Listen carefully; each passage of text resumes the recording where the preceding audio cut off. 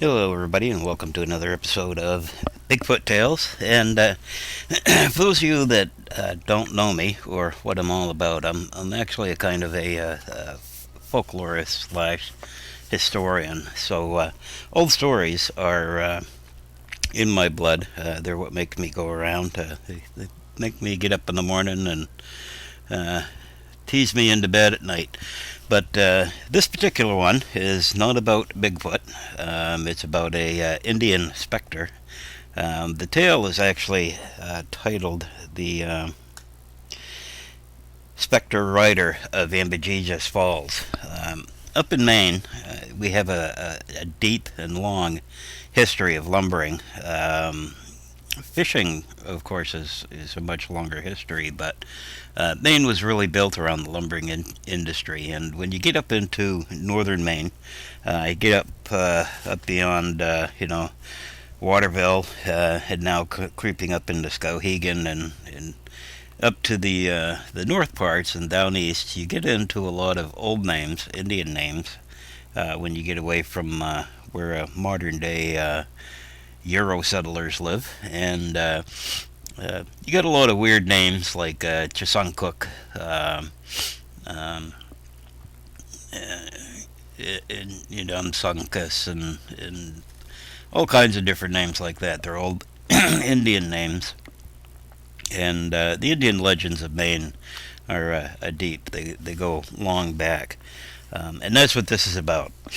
Ambejejus Falls is a place up in Maine, and if you're into the DeLorme maps and atlases routine, they actually carry a pretty good line of state atlases that actually come in pretty handy in your Bigfoot research and scoping out new places. But it's on map 42 and map 43, 43 exactly, in the upper left-hand corner.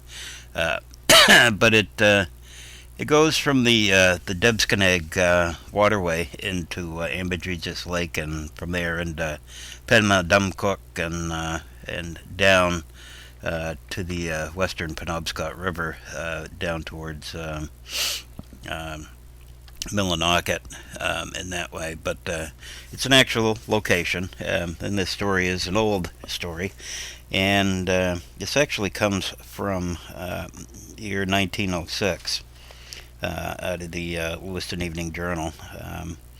It's entitled "The Specter of Ambejejus Falls," and again, I want to get into a little bit of the history of the area here. It's the area up there used to be known as Sordnahunk.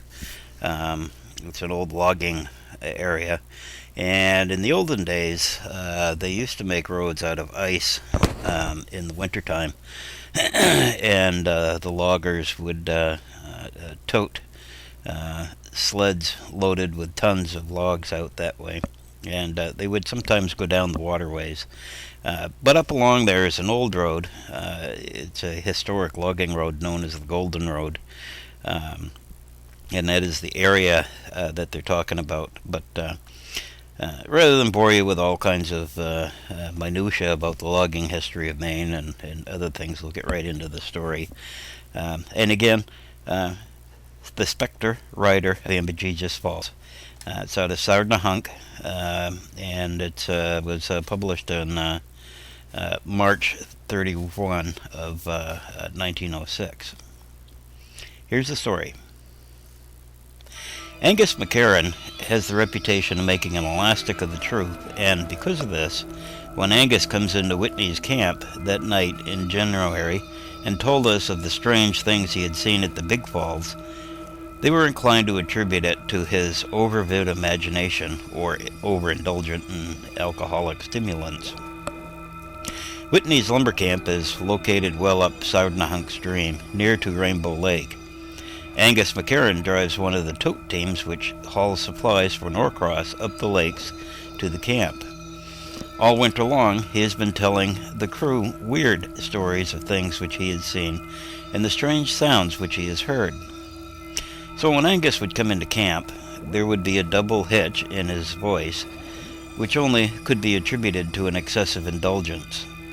At these times, he was more than loquacious in his efforts to tell of the hobgoblins which had been terrorizing folks along the old tote road.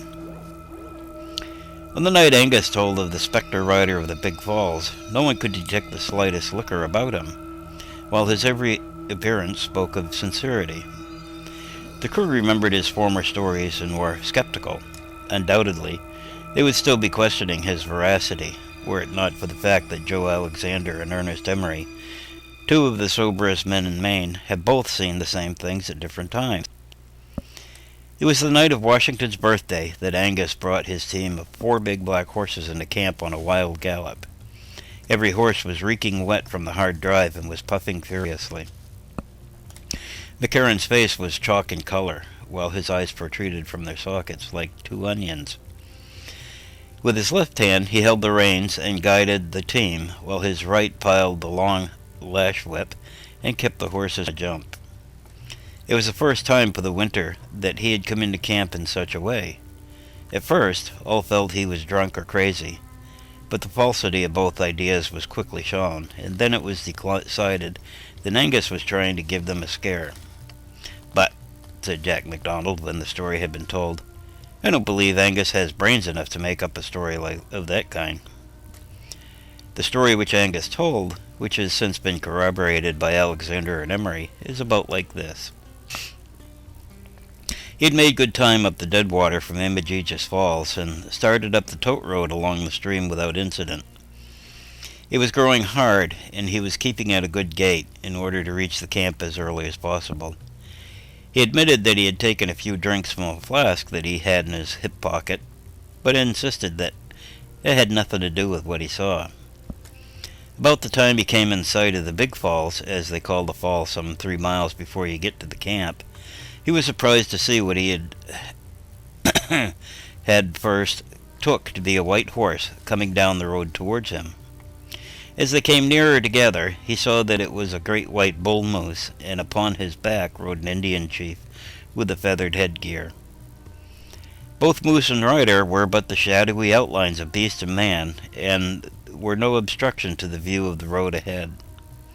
Something about the Specter pair frightened the horses of Angus' team, and it was with the greatest difficulty that McCarran prevented them from bolting. Just what would have happened had not the apparition, or whatever it was, left the road before it reached the tote team can be but a matter of conjecture. But it did leave the road, and made its way at the lumbering trot down to the stream and out upon the ice. Angus was held spellbound, and watched the pair until they went to the brink, and then, with a terrific bound, the moose leaped with its rider into the boiling water below its falls. As they settled into the water, declared McCarran, the brave emitted the weird death cry of the Abnaki tribe. It was 2 or 3 nights later that Alexander saw the rider. He had been down to Sordnahunk Falls to telephone to Millinocket Camp about 6 o'clock at night. He had forgotten about McLaren's ghost, for Joe was a level-headed chap, and puts little credence in ghosts other than those which come in a bottle. As he reached the falls, something drew his eyes away from the road ahead and towards the stream, and there he saw the moose and rider, just as Angus had described them. He stood and watched, and sure enough the moose trotted straight to the falls, gave a spring, and the pair disappeared into the waters below. Well, floating up to Alexander's ears came the Indian's death yell. Emery saw the moose Saturday of last week under much the same conditions as he did the tote dream driver. He was driving into camp with a single horse and jumper. It was around 6 o'clock when he saw the ghost. It behaved much the same as on the first night it was seen. Since Emery saw the ghost, all except Angus's story is true. The only one who attempts an explanation of the thing is Nicholas, an old Indian who remembers hearing his father tell of a great chief who had trouble with his tribe and suicide by riding on the back of a big moose over a waterfall in the great words of northern Maine. And that's the story of the Specter of Ambejejus Falls. Was it a true happening? Hard to tell. There's a lot of things that we see in the woods, a lot of things that we don't understand. And But the stories are entertaining. Again, not all of them have to do with Bigfoot. There's a lot more out there than that, but trying to find as many of these old stories that relate to incidents and happenings that may or may not have had something to do with Bigfoot, but sound like they might have. A lot of people, even today, a lot of people who are into Bigfoot are ridiculed and chastised uh, by the rest of the population because we look into something that to be honest with you, may not exist. I believe it does, but most people don't. There's too many things that are iffy about it. There's too many things that are legend. And the only way we're going to clear this up is to separate the legend from the fact. But all of these tales that I'm looking for from the last few hundred years, all put together, once you weed out the tall tale from the folklore, you're actually left with nothing but facts that were twisted into a story that tells something different than its original intent was. That's what folklore is all about. It's about maintaining our history, keeping our history in such a way that it makes it entertaining. The unfortunate drawback is that sometimes it gets to be too entertaining, and when that happens, that's when we end up getting all kinds of stories that are so badly aggrandized that they can't possibly be true. But remember, without truth, you can't have a lie. Every lie that's ever been uttered has started out as a point of truth, or has a particle of truth in it. So, research where you're from. There's a lot of people around different parts of the world. Dig into your local folklore.